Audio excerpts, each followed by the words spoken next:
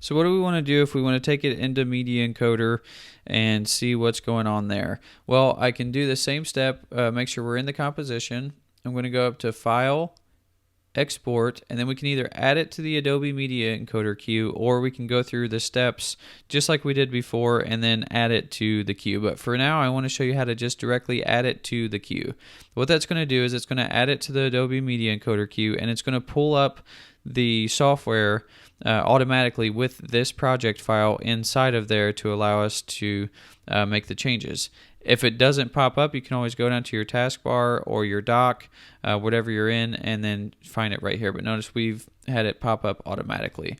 So it brings in this logo intro, which is the file that we're working with, the composition name. And we've got some different encoding formats. Over here, we've got a preset browser. So let's say we drop this down, we want to see what kind of presets we have. You can go up to search, and we can just type in, let's say, for example, YouTube. Okay, we can see that they have YouTube 1080, YouTube 4K. These are the dimensions for the resolution, and this is the bit rate.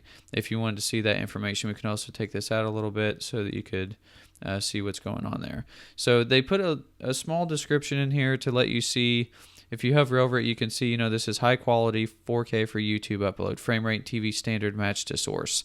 So match to source means whatever you have set up in After Effects, that's the same settings it's going to use. So if we go here, we can click this down arrow and see that there's some different options. You have a lot more options than what you have in After Effects. And remember that when you bring it over to Adobe Media Encoder, you can have it do its deal over here and go back into After Effects. So this preset is the last preset that I used. One of my tutorials on YouTube, I rendered it out in 4K. So that's why this preset is there. But if I click on this, it's going to connect to Dynamic Link Server, which is the Adobe After Effects project file. It's called Dynamic Link, and what it does is it pulls all the information from After Effects and brings it into this export settings window, which allows you to change everything. So it gives you a quick little summary here to tell you where it's going. You can also change all of these different settings. These are all the ones that I had before. This is all 4K settings, but I can change this preset here. All kinds of different settings. I mean, you have things for tablets. You can use this down arrow to go through. We've got regular HD 1080p 25, all of these different settings. But basically what you're going to do is you'd go in here, you'd pick the ones that you want. Format for H.264 is going to give you your MP4 file, and you can see that by this file extension here. So if I change this to, let's say, QuickTime, you can see it's going to change to a MOV file. Now, I'm going to put this in H.264, and I'm going to leave the preset to match the source, so whatever I've got set up in my file. I'm going to click on output name, and we're going to go to here in our video folder, and I'm going to name this logo intro and then just H.264 so we know as an identifier. So then we notice it changes here. We can choose whether we want the video or audio, and then we can change some basic video settings. So we can have this encoding. You can do a 1 or 2 pass. This basically means it's going to do a 1 pass of the file, and then once it gets done, it'll go over it again to see if it checks for any errors or anything like that. These are a little bit more advanced settings, but you can also change those. You can see everything here that's kind of grayed out. This just means that you have the check mark on it to have the settings from match source. Now it's changed to custom. We could render at maximum depth. We can use maximum render quality, which takes longer, but is going to give you a better quality of your video. So then we see here our estimated file size. Now once we get all of this set, and everything looks good here, I'm going to click OK. And when we come back in here, we can see that the preset has changed to custom. If we want to open that up and go to a different preset, let's say maybe we just wanted 1080p, you select that, that's what it's going to go back and tell you. But for now, I'm just going to go to match source and high bit rate and then click OK. And then it will tell you that that's the preset.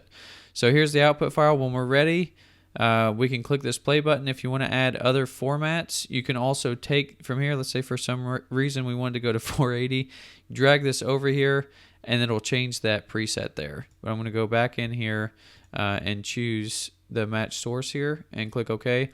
We can also click this plus button if we wanted to add a source. So let's say we wanted to bring a folder in, we could bring it in that way.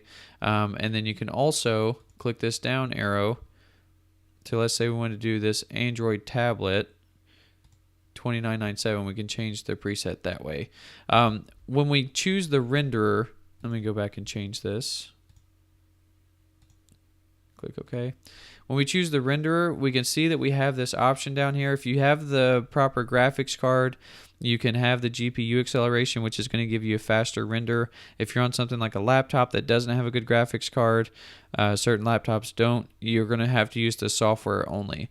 So software only is going to be a slower render, and it's just going to use whatever's built in with your computer. So whatever the graphics is that you have, that's what's actually going to get your render to happen. Now we have this plus icon over here, which is create a new preset. If you want to create a new one, you can do that. But the biggest advantage of being able to go in here and use Adobe Media Encoder is, let's say that you need a 1080p file, you need a 720p, you need all these different presets. Instead of having to set them up, render, and then go back and do another one, you can use these options up here. So we've got add an output here.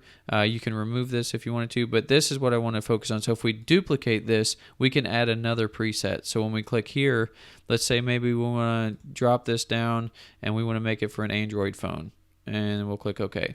And then we want to click on this, or maybe we'll duplicate this one and we'll drop this preset down and we'll go to an Android tablet.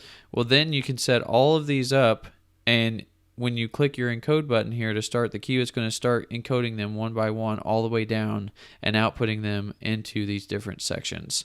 So it's really cool. It's a really good way to go in, drop some different encoding processes that you want to do, and then you can save those and go up here under presets, and import them, export them, however you'd like to set everything up to go in and encode everything all at one time without having to go through and set them all up. So let's go ahead and click play, and we're going to encode it. It shows you the process here, and when you've got a longer encoding, it'll show you the preview of what it's actually doing. So now if we go here, I'm going to import, we've got logo intro H264, and we can import that into the project panel. So that's how that works. If you have any questions, just get a hold of me through the discussions.